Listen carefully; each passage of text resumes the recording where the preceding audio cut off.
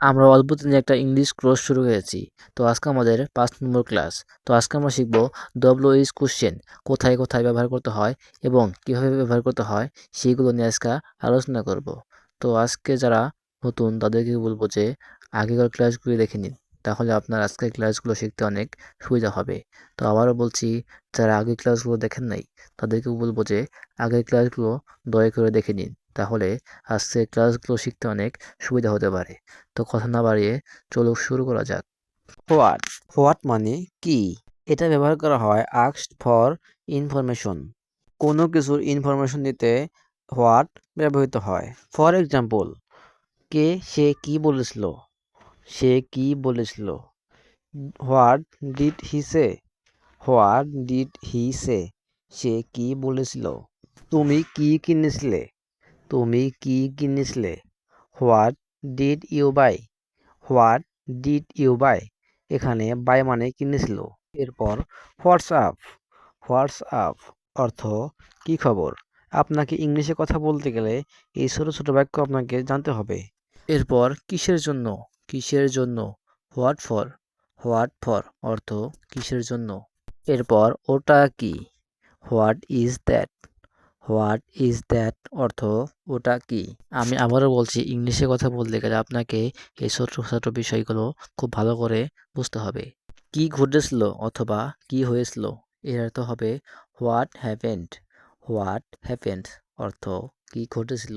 এখানে হোয়াট ব্যবহার করে আমরা কিছু ডেইলি ইংলিশ সেন্টেন্স শিখলাম। হোয়াটকে কিভাবে ব্যবহার করতে হয় আমরা সেটা শিখলাম। এছাড়া হোয়াটে আরও কিছু ব্যবহার আছে, চলুন শিখা যাক। হোয়াট টাইম অর্থ কটার সময় বা কখন। ফর এক্সাম্পল, কটা বাজে। What time is it. What time is it এর অর্থ হলো কটা বাজে।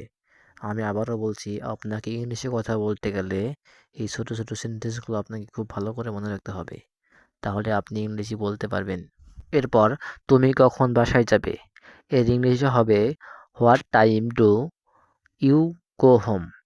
What time do you go home তুমি কখন বাসায় যাবে। তুমি কখন ঘুমোতে যাও। তুমি কখন ঘুমোতে যাও এর ইংরেজি হবে what time do you go to bed. What time do you go to bed এর অর্থ হলো তুমি কখন ঘুমোতে যাও। এবার পরের ডাব্লিউএইচ কোশ্চেনটি শেখা যাক। সেটি হলো হোয়েন। হোয়েন অর্থ কখন অথবা যখন।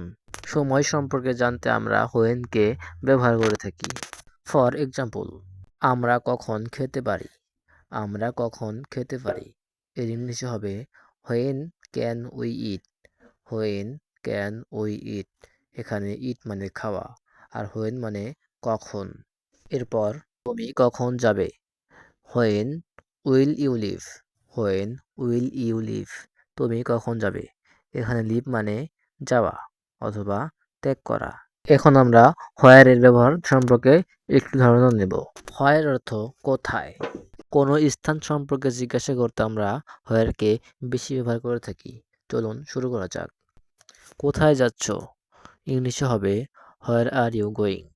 হোয়ার আর ইউ গোয়িং এখানে গোয়িং মানে যাচ্ছকে এটাকে বোঝাচ্ছে। এরপর আমার ঘড়ি কোথায় এখানে ইংলিশে হবে where is my watch. Where is my watch. Watch মানে ঘড়ি। স্টেশন কোথায়। স্টেশন কোথায় এখানে কোথায় লেখা আছে বলে আমরা হোয়ারকে ব্যবহার করেছি। ইংলিশে হবে where is the station. Where is the station station কোথায়।